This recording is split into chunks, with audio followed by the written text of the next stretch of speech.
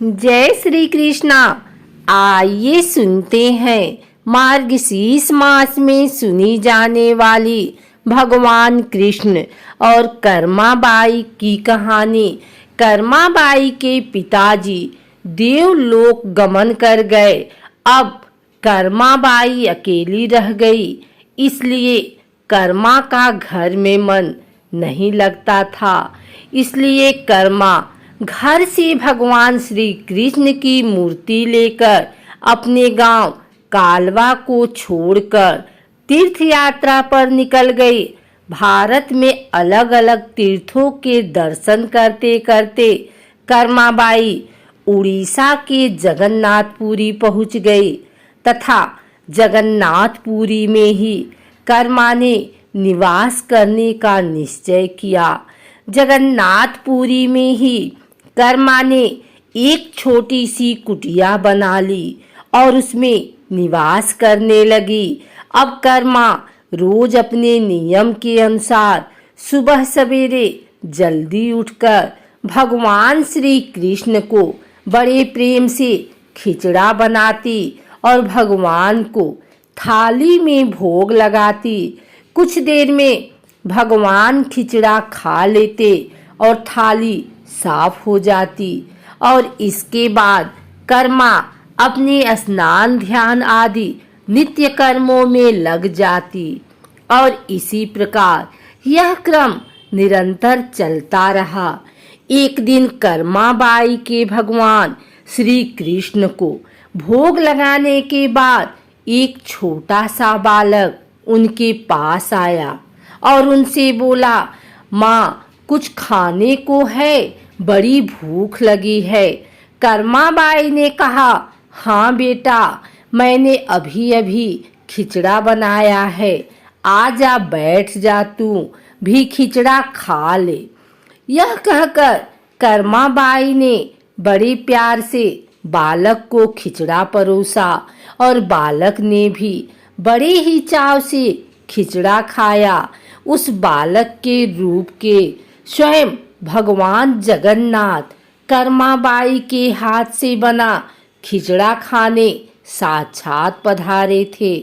बालक ने जल्दी से खिचड़ा खा लिया और उनसे कहा, माँ खिचड़ा बहुत अच्छा बना है, मैं कल भी खिचड़ा खाने आ जाऊं? कर्माबाई ने कहा, कल क्या बेटा, मैं तेरे लिए रोज खिचड़ा बनाकर रखूंगी, तू रोज खिचड़ा खाने आ जाया कर। बालक ने कहा, ठीक है माँ, मैं रोज खिचड़ा खाने आऊंगा। यह कहकर बालक चला गया। अगले दिन से बालक रोज सुबह सवेरे कर्माबाई के पास खिचड़ा खाने आने लगा।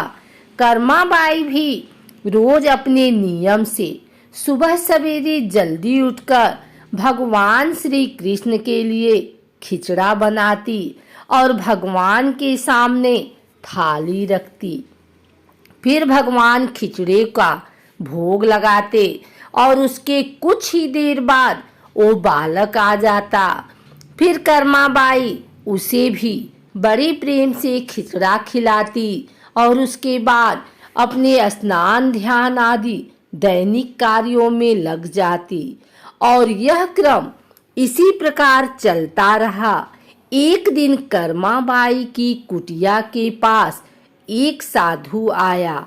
बातों ही बातों में उसे पता चला कि कर्माबाई बिना स्नान ध्यान किए, बिना चौका बर्तन किए भगवान श्री कृष्ण के लिए खिचड़ा बनाती हैं और भोग लगाती हैं। उसने कर्माबाई से कहा, स्नान किए बिना भगवान की पूजा करने और भोग लगाने से पाप लगता है। इसलिए उसने कर्माबाई को स्नान करके पूरी विधि विधान से पूजा करके भोग लगाने को कहा। साधु से ऐसा सुनकर भोली भाली कर्मा अगले दिन से सुबह जल्दी उठकर स्नान करके खिचड़ा बनाने लगी और विधि विधान से पूजा करके भोग लगाने लगी। ये सब करने में कर्माबाई को बहुत देर लग जाती, लेकिन वो बालक तो रोज सुबह अपने समय से आ जाता और कर्मा से कहता, माँ मुझे भूख लगी है, मुझे जल्दी खिचड़ा दे, माँ जल्दी कर, माँ जल्दी कर। और कर्मा उससे कहती, थोड़ी देर रुक जा बेटा, अभी देती हूँ, थोड़ी देर रुक जा। और जब कर्मा भगवान श्री कृष्ण को भोग लगाकर बालक को खिचड़ा खाने को देती तो बालक उसे बहुत ही शीघ्रता से खाकर हाथ मुंह साफ किए बिना ही जल्दी से उठकर भाग जाता। और यह क्रम कुछ दिनों तक चलता रहा। और इन्हीं दिनों में भगवान श्री जगन्नाथ जी के मंदिर में सुबह के समय भगवान की मूर्ति के मुख पर खिचड़ा लगा हुआ रहता।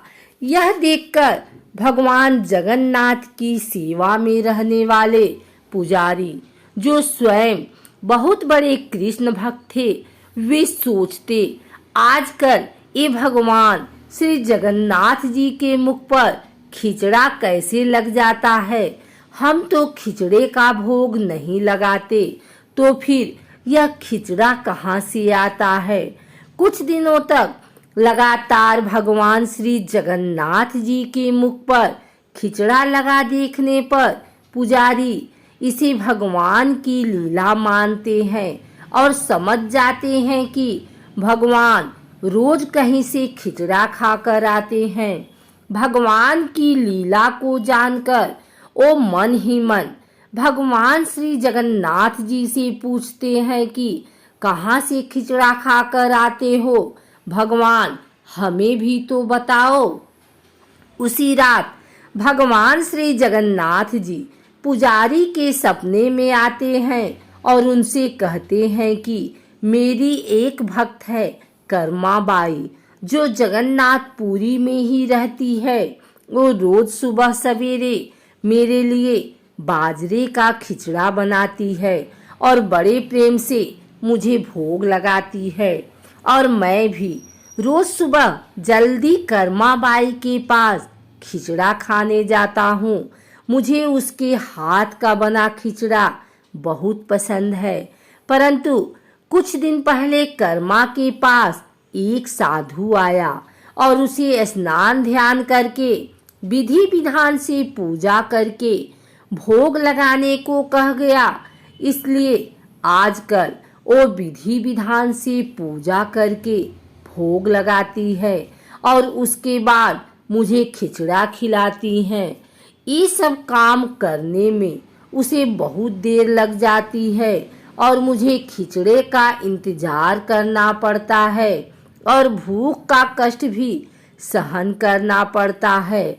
और जब तक मैं खिचड़ा खाता हूँ तब तक यहाँ मंदिर में भक्तगण आने लगते हैं। इसलिए आजकल मुझे खिचड़ा खाकर मुंह हाथ धोए बिना ही जूठे मुंह भागकर आना पड़ता है। भगवान श्री जगन्नाथ जी से यह जानकर पुजारी ने अगले दिन उस साधु की खोज कराई और उस साधु को बुलाकर उसे सारी बात बताई। पुजारी से यह सब जानकर वह साधु घबराया हुआ कर्माबाई के पास पहुंचा और उनसे कहा कि आप पहले की तरह ही सुबह जल्दी ही भगवान को खिचड़े का भोग लगाया करें। आपके लिए किसी नियम या विधि विधान से पूजा करने की आवश्यकता नहीं है। साधु ने यह सुनकर कर्माबाई से अगले दिन से पहले की ही तरह भगवान को खिचड़े का भोग लगाती रही और उस बालक को भी बड़े प्रेम से खिचड़ा खिलाती रही। यह क्रम कई वर्षों तक चलता रहा और एक दिन कर्माबाई इस संसार चक्र को छोड़कर प्रभु के धाम चली गई। उस दिन जगन्नाथपुरी के मंदिर में भगवान श्री जगन्नाथ जी के श्री विग्रह के नयनों से अश्रु निकल रहे थे। यह देखकर मंदिर के सभी पुजारी और जगन्नाथपुरी के राजा भी मंदिर में उपस्थित हो गए और प्रभु से विनती करने लगे कि हे प्रभु, क्या हमसे कोई भूल या अपराध हुआ है जिसके कारण जगत के पालनहार की आंखों से आंसू निकल रहे हैं। उसी दिन रात में पुजारी और जगन्नाथपुरी के राजा के स्वप्न में भगवान श्री जगन्नाथ जी ने कहा कि आज माँ कर्मा बाई इस लोक से विदा हो गई और मुझ में विलीन हो गई, परंतु अब मुझे रोज सुबह सवेरे बाजरे का खिचड़ा कौन खिलाएगा। अगले दिन जगन्नाथपुरी के राजा ने मंदिर के सभी पुजारियों और संतों से राय ली और यह आदेश जारी किया कि आज से भगवान श्री जगन्नाथ जी को सुबह सवेरे सबसे पहले माँ कर्माबाई के नाम से खिचड़े का भोग लगाया जाएगा, जिससे भगवान को माँ कर्माबाई की कमी कभी महसूस न हो। इसलिए आज भी भगवान श्री जगन्नाथ जी के मंदिर में श्री जगन्नाथ जी के विग्रह को 56 भोग से पहले बाल रूप में खिचड़े का भोग लगाया जाता है और इसे बाल भोग कहा जाता है।